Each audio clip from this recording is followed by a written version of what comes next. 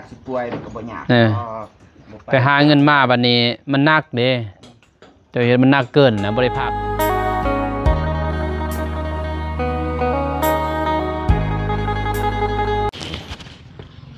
พี่น้องเอ้ยเนาะถ้าว่าน้องก็ยังท่านกลับพี่น้อยเนาะจังหน่อยจึงสิออกไปหาเข็ดใหม่เนาะเพราะว่าเข็ดตัวนี้ก็เบาน้องก็บ่ฮู้พี่เนาะแต่ว่าเห็นใน2เบาจันทีเนาะในแฟนเฟซเพิ่นนะแต่ว่าบ่ทันติดต่อหาเท่าเบาจันทีเพิ่นเนาะก็ยังบ่ทันฮู้ว่าเป็นจังไดนะครอบครัวแต่ว่าสิเข้าไปเบิ่งพี่เนาะเพราะทั้งให้ทั้ง2บ่เตียงเพิ่นถ่ายพี่เนาะเพราะว่าเข้าไปเบิ่งเพราะว่าเห็นใน2เบาจันทีเพิ่นว่าบ่มีผู้ว่านะอยู่นำกันมีแต่แม่เห็นอ้ายเบิ่งแม่กับแล้วก็ลูกสาวและลูกผู้นึงบ่ลูกน้อยนั่นแหละเป็นไงเนาะออกจากบ้านน้องพินก่อนถึงเข้าไปพี่เนาะมาน้องก็อัปเดตซื้อแนวดื่มแนวยังให้เพิ่นก่อนจึงจะออกไปพี่เนาะกราบทักทายสบายดีสวัสดีเด้อพ่อแม่พี่น้องหมดสุขสุขคนก็ยินดีต้อนรับเข้าสู่2มาน้องพี่เนาะมา2คน2ไอ้น้องมื้อนี้เพราะว่าทางบ่เจ็บก็ตามมาตามหลังเนาะเพราะว่าน้องกับน้องเมฆก็สิออกแต่เช้านะมื้อนี้ถือว่าสวยแน่กลับบ้านนี่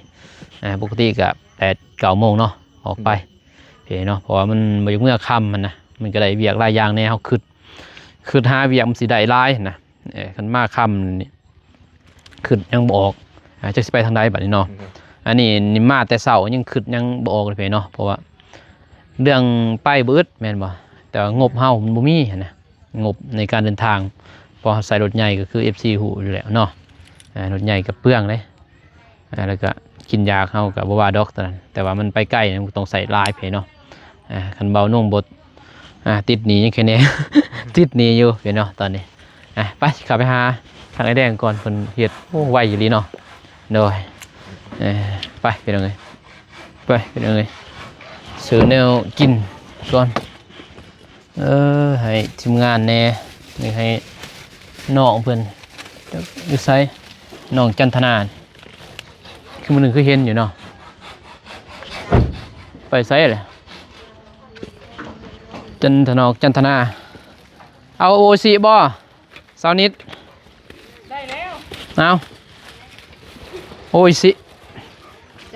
ด้อโดยใส่เลยจันทนาดิจันทนาเอ้ยเอาบอกขนมนี่เว้ยอยู่เพื่อนบ่เห็นให้น้องกินมัดน้องเมฆบ่วะบ่ไหวญาติเป็นไข่เลยซีมีมือให้น้องเมฆกันจันทนาก็บ่เห็นก็กินเองไม่แดงเนาะบ่อยากเนาะสบายดีไอ้เด้อ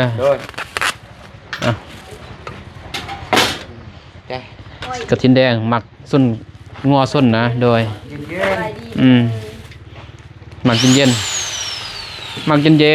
อ้าวซีนดื่มก่อนโลดเมื่อยแห้งเอาขอบใจเด้อโดยการเงินการงานเจริญรุ่งเรืองนะเอาเจ้ากินบ่ได้ตอนนั้นกินขนมกับน้องเพิ่มพลังนั่น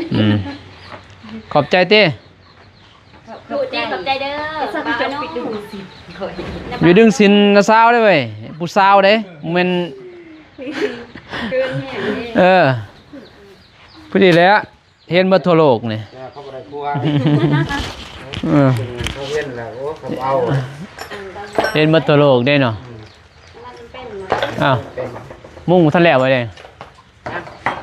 อันนั้นแล้วจังสิให้น้องขึ้นเก็บเด้อขึ้นเด้อจะเก็บเลือกเอาตัวสั้นๆนึงตัวมันคดแล้วก็ปะตางเด้อเป็นจังได๋น่ะอันมันเหนียวปะนำกันนะโอ้เก็บตัวเก่ามาใส่ตัวใหม่แม่น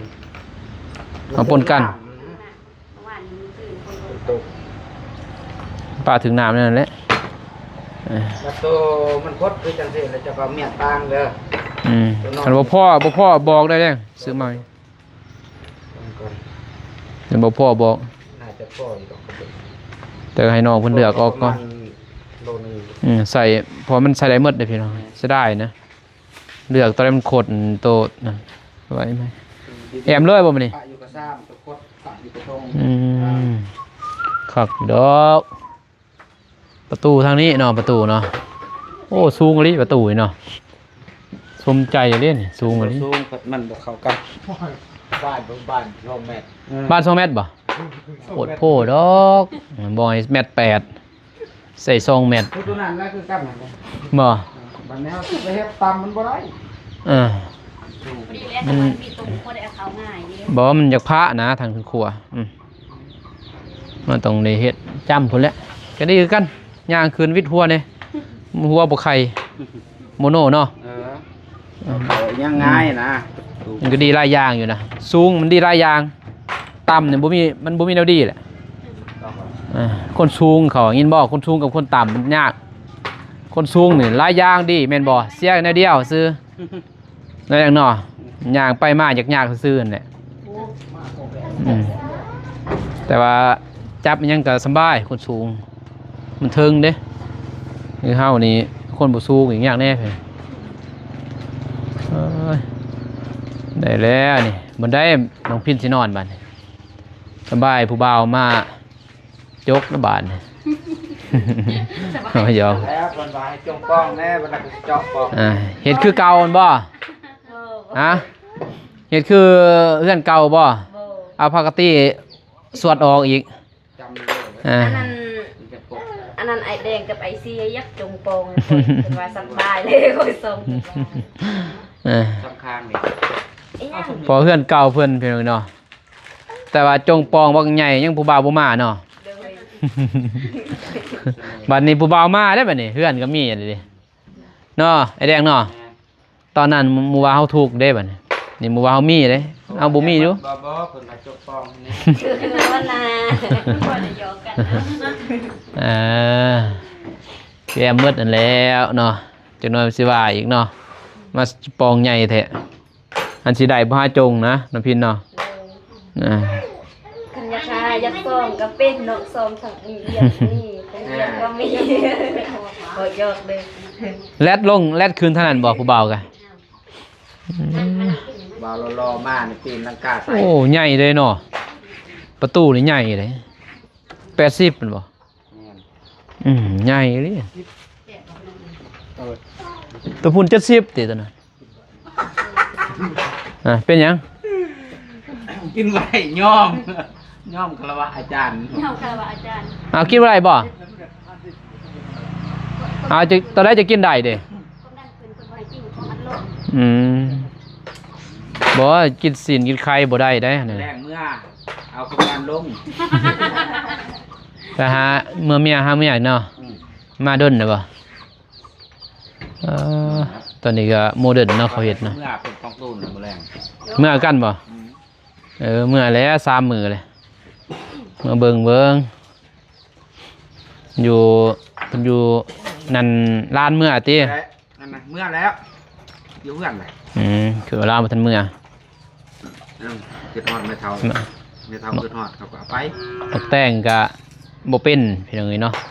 กำลังจอหยังร้านก็เก็บกินเลยแล้วว่ะกินแล้วเขาว่าอยากกินนั่นแหละมันบ่ทันใหญ่ก็กินเลยตอนเป็นนี่จะบ่ทนกินนี่ได้บักลายกอง ามเนาะ โน้บ่งามนี่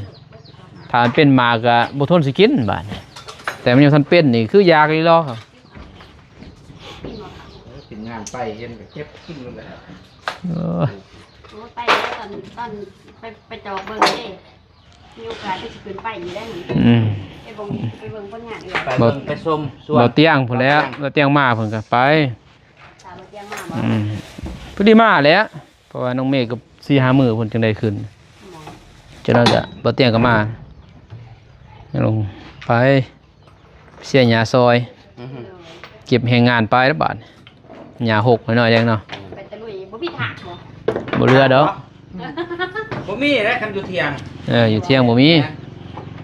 แคมห้วย ออกจากเที่ยงอันบ่รับประกัน มีแคมห้วยเบิด แม่น เพราะว่ามันก็ถากมันจะเป็นอะไรมันจะเป็นดี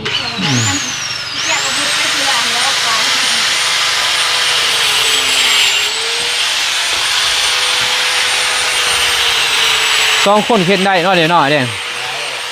ตะกี้นะ3-4 คนนี่2คนก็เฮ็ดได้ ต้องคนง่ายกว่า บ่เว้าบ่ยากเนาะ ปลาต้องกบเนาะ จับเอาหน่อยจับถึงจะอันก็ได้ช่วยถึงอย่างเปลี่ยน จังก็มาปาดอยู่นี้อย่างยังเลยเนาะมันก็มาปาดอยู่นี้ขนมถือเป๊ะบ่หั่นเป๊ะอีเด้ มันรูปการเป็นยังไง อยู่ลุมค้างบ่คือบัดเลยก็บ่ได้ได้สิตัวนี้เอามันซ้ำนี้เลยบนตีนบ่จะลองเบิ่งตีนนี่เด้ฮอดตีนค้างเลยตัวนั้นจึงได้จะก็ได้นั่นแหละปะเลยแล้วตัวนั้นนี่เด้มาเจอกันได้เด้มาเจอกันได้เนาะเอานั่นเปิ้เอาเนาะบ่เห็นดอกมันแสดงเรื่องหัวแต่ว่า จนคั่วก็ตกมันสิได้อยู่ลุ่มเนาะมันพักลงเนาะได้พักลงบรรยากาศไหมเนาะเพียงค้างเพียงตัวนี้นี่เข้าใจป่ะเพียงไม่แปลนตัวนี้เลยก็เฮ็ดต้งนะเขาบ่เห็นดอกแม่นปาดออกอีกเขาบ่เห็นดอกเพราะอัดตัวนี้ซื่อต้งซื่ออัดไอ้สังเกินไม่แปดนี่อัดคาตรงนี่ซื่อค้างมันวัดก็ได้เพราะว่าเบื้องนี้เขาสิเฮ็ดนั่นเนาะนอกไปทุบเฮ็ดนอกพวกเขาสิได้สอดเขาหั่นเด้ตอกคันว่ามีใหม่กับพอนั่นอยู่มันก็แลอยู่มีตัวนี้ทั้งซีตัวนี้ก็ใส่ไม้เนาะถ้ามีเงินถ้าบ่มีก็ใส่ตัวนี้ก่อนสำรังไผ่โอ้มันก็ได้หลายปีเติบแล้วนี่สำได้แหละ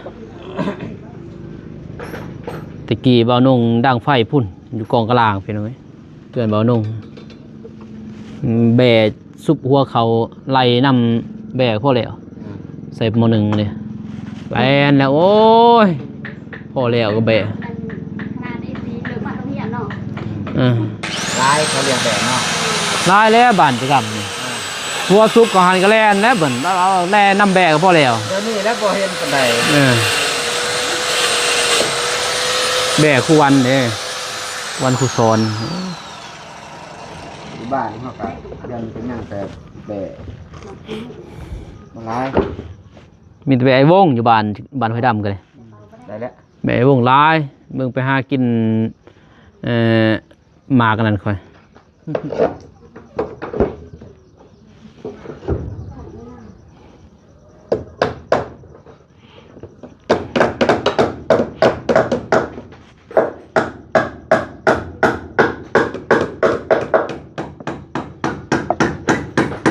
เราไปถ่ายคลิปแล้วเนาะบ่มีไผเบิ่งลูกเด้เมียเขาก้านเด้เมียเฮ็ดเวียกคลินิกเวียดเป็นแพทย์เป็นหมอเป็นด็อกเตอร์จักแหละผัวก็เป็นครูเมียก็เป็นแต่เพิ่นบ่เป็นครูสอนเพิ่นเป็นอยู่อยู่ศึกษาแล้วก็ยากๆแน่เลยคนหลาคนการหมดเนาะยากเด้เอาลูกเอาเต่ากับบุ้ยคนเบิ่งมันคือเฮาสบายอาชีพอิสระไปใส่มาใส่ก็ไปได้สำได้ก็เอาบ่ได้ก็บ่เป็นหยังเฮ็ดไห้เฮ็ดนาเฮ็ดหัวสวนสบายเด้เนาะเฮ็ดหัวสวนสบายเด้มันมีความผูกพันกับลูกกับเต่าร้ายบัดนี้เห็นบ่คนในเมืองเขาบ่สู้ลูกเต่าบ่สู้ใดนั่นปานใดเนี่ยกูคือการเลี้ยงลูกน้อย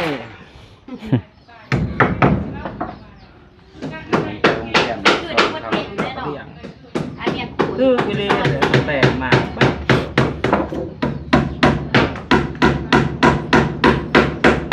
บ่าวยังอยู่บ้านกำใหม่เด้เมียไปก้านเพิ่นมีแต่เพิ่นเลี้ยงลูกและเจ๊ลูกกูมือเห็นยามใดกับเพิ่นเจ๊แต่ลูก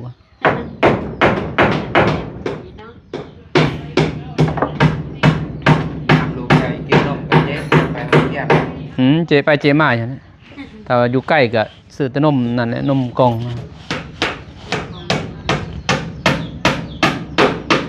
สูงดีบ่ฮอดมันได้เนาะสูงนี่โอ้โตแผ่นสังซีขนาดแพงอะดิเม็ดหนึ่ง500,000โลซิงคือกันแต่ว่ามันมีนั่นเด้แดง โอ้มันมีสโน สโน่เด้กั้นความร้อน กันความหอด มี ถึงแล้ว เม็ดหนึ่ง500,000จะนอนนี่บ่ได้ยินได้เสียงฝนตก บ่ได้ยินเลย เงียบโหลดหน่อยเอาเด้แม่นฮ้อนก็บ่ฮ้อนก็ธรรมดา เม็ดหนึ่ง500,000 เตรียมหาเงิน บ่มีหัวบ่มีซึม เรื่องเจ้าให้เปลี่ยนโลดตัวเอาตัวนั้นโลดไปใส่ อยากได้อยู่เพื่อนเขาจะหัวใด เม็ดหนึ่ง 4 เม็ดก็ไรเอา4 เม็ดก็ล้าน สี่นอก 4 เม็ดก็2 ล้านหน่อยเด้งเนาะ แม่น 4 เมตรก็2 ล้าน แค่หนึ่ง ตามเพื่อนข่อย5 เมตรเนาะ 5 เม็ดก็2 ล้านห้า10 แผ่นก็ไรเอา10 แผ่นเอา10 แผ่นก็5 ล้านเนาะโมเมนต์นะ6 ล้าน7 ล้าน7 ล้านห้าพอเม็ดหนึ่ง500,000 6 เม็ด6 เม็ด5 6 30ฮะใส่ข่อยเม็ด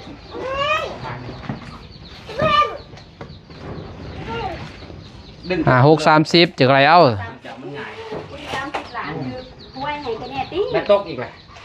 แม่ตกอีกบ่ โอ้กันใส่ตำนั่นใส่กระเบื้องกันยังคือเก่าเนาะ ตัดเลยแหละ กระเบื้องยังห่อนเช่นพูดนะโอ้ยจอมพลัง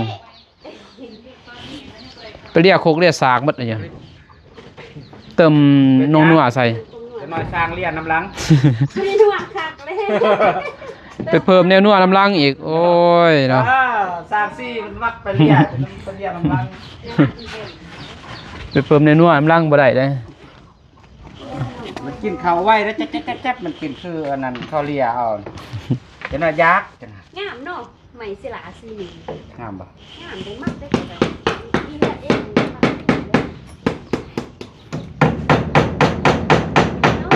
งามหมดนั่นแหละตอนนั้นก็งาม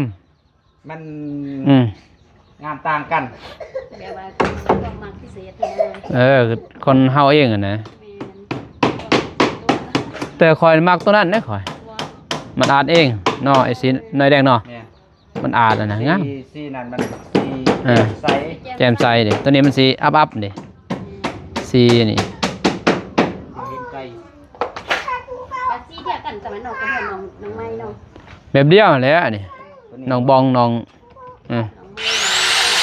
น้องซาลี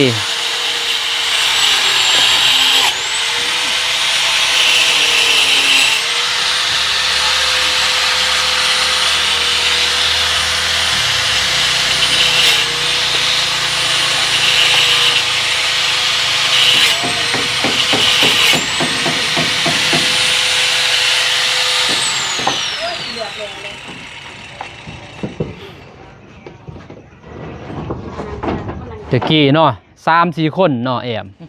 โอ้ยโจมจับเมื่อนั้นมื้อนี้จับมื้อนี้ ก็ได้บ่ฮู้เอาแต่เล็ก รถสวรรค์นี่ได้ ตะวันจอ แอดเฮือนสลีอยู่จนเป็นเดือน เป็นเดือนนี่เลยแต่ สาวไปวัน ไปเบิ่งคลิปพวกบอลลี่เขาถ่ายอยู่สวรรค์หันเบิ่ง เออ อ้าว ต่อเก้า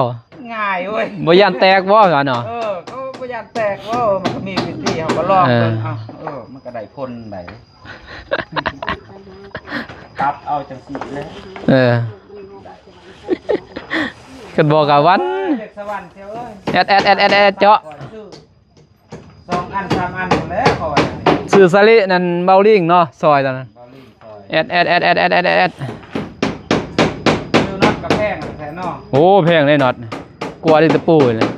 ตัวนี้นี่แสนหนึงกับแลกกันหลังหนึงตัวน้ำแบบ2-3 แสน โอ้ยสำนักอันนี้แหละ น็อตสิได้นั่นว่าทีมงานกระทันในหู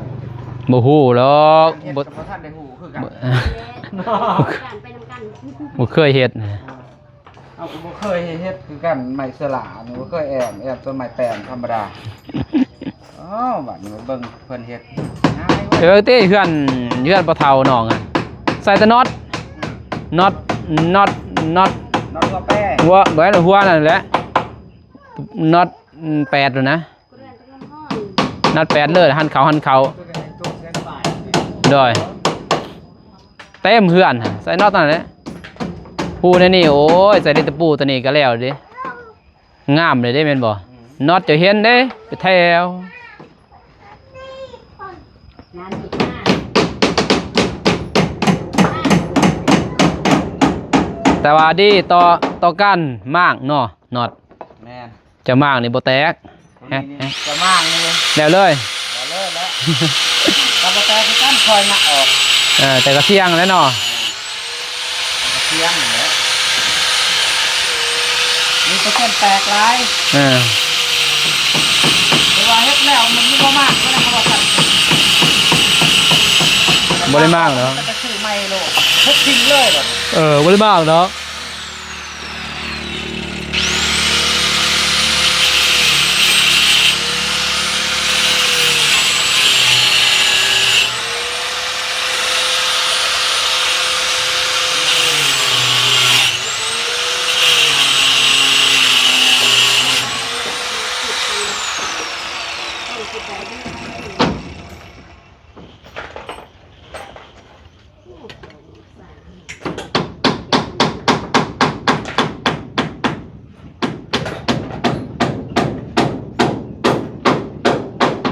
มื้อนี้แลเบิ่งนี่เนาะแลบ่มื้อนี้คอยเฮ็ดเอาแน่เด้เมื่อยเด้คุมลายซองลังเฮ็ดมันแล้วไว้ว่าเมื่อตัวเองป่วยบ่ได้เด้ เรียกมาเลย เอาคือไปหาน้องดาวอยู่บ้านของไร่บ้านนี่หาเงินพวกตนเองเกินว่า น้องดาวมั้ง ก็สมบ่ว่าเลยคะแนนนั้นอยู่เฮือนดีกลัวเขาว่า คนเฮาขาดสิป่วยมันก็บ่ยาก ไปหาเงินมาบัดนี้มันหนักเด้เจ้าเฮ็ดมันหนักเกินนะบ่ได้พักเลย มันเลิกเลิกบาดนี้เลิกเลิกแล้วเฮานอนบ่เพียงพอเนาะนอนบ่เต็มอิ่มบัดมันเมื่อยต้องส่งรุดอะนะคือน้องพินนี่แหละนี่เป็นผู้สาวผู้แซวเนาะอายุยังน้อยๆมันบ่ได้เลือกได้ปัญญาเลย เข้าไปกับมันผู้นั้นเจ็บ พยานที่บริการไฟออกไฟที่จะทำ บ่ได้เลือกดอกว่าบ่ทันเอาผัวเด้อบ่ทันสิตายเด้อ ไอซี่จะก็ยังความดันขึ้น ความดันบ่กินซีน ดีมากว่านี่ยังความดันถึงโน่น มีอยู่ยาขออยู่เฮือนยาลดความดัน ความดันลงก็ยันจ้อยกว่านี้ เรือก็ต้องขึ้นบ่ เพราะว่าค่อยซื้อไว้นะ ขึ้นนั่นดีเลยเนาะ ตัวมันลงนั้น เมื่อยเด้ เมื่อย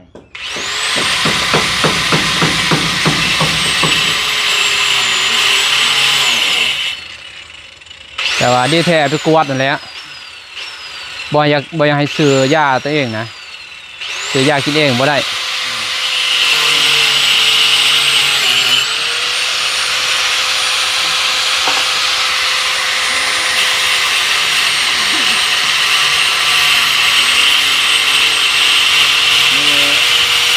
แรกแอมแล้วแล้วก็มีแต่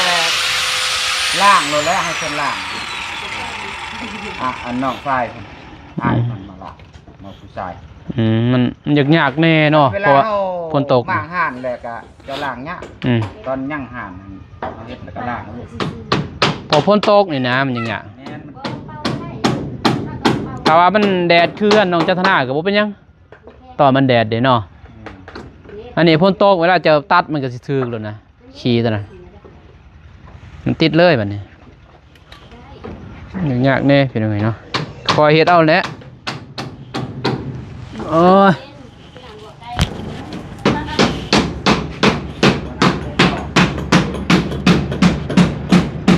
พอดีพ่อเนาะสังกะสีนี่พอเลยสังกะสีนี่ ลบ อ่า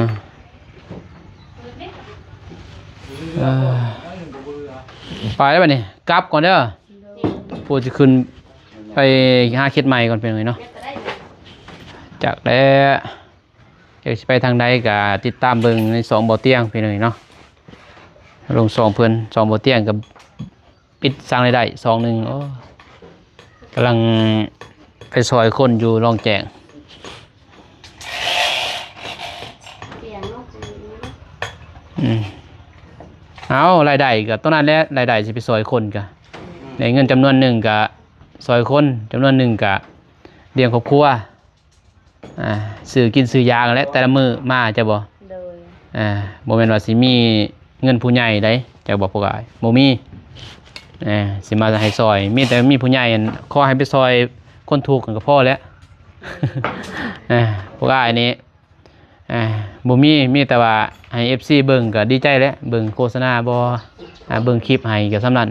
โดย อะไรเงินจากนั้นเพิ่นเนาะจังได๋มาซอยคือได้ซื้ออยู่ในกินมาพากทางสร้างมาพากน้องนุ่งเพิ่นนั่นเห็นเนาะอยากซอยเรือเบื้องต้นถ้ามีเพิ่นนั่นถ้าว่าบ่มีก็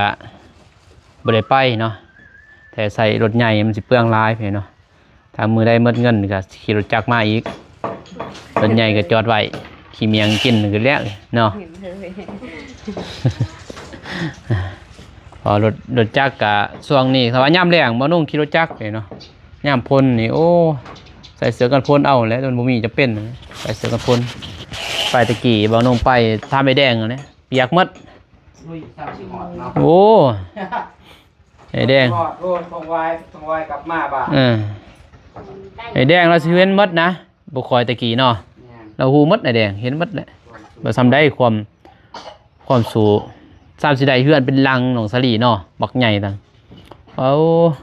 ไปกับเสียงได้เงินตะกี้บ่ได้ใส่บัญชีเนาะใส่กระทงเต็มเลยกระทงเบ้าเป็นตาหยานตะกี้ได้พี่น้องเอ้ยเนาะแต่เดี๋ยวนี้ฮะหมู่ไปป่นก็แล้วได้หั่นเงิน10ล้าน20ล้านอยู่ในธงนี่ พอดีเลย ตายเขาล้อนำเงินหมู่สิ ไปคนทัน แต่ว่าเขาเบิ่ง ไปกดทีม เด้อเขาเบิ่งอ้ายคือสิบ่มีดอกพอขี่รถจักรนี่อีห่างเลยแปลกบ่ถือเงินมาแล้วมื้อนี้ กดจากอีหางเนาะ รถจักรอีห่างนี่บ่มีหยังดอกอันนี้แต่ว่าบ่ได้มอบเงินได้ตะกี้เด้แม่แดงเนาะมีแต่ซื้อเครื่องมาโลดซื้อเครื่องมาตอนไปมอบเงินให้สร้างและญาติไปแต่เช้าเลยไปมอบเงินให้ไอ้แดงนี่ไปแต่เช้าแน่จังบ่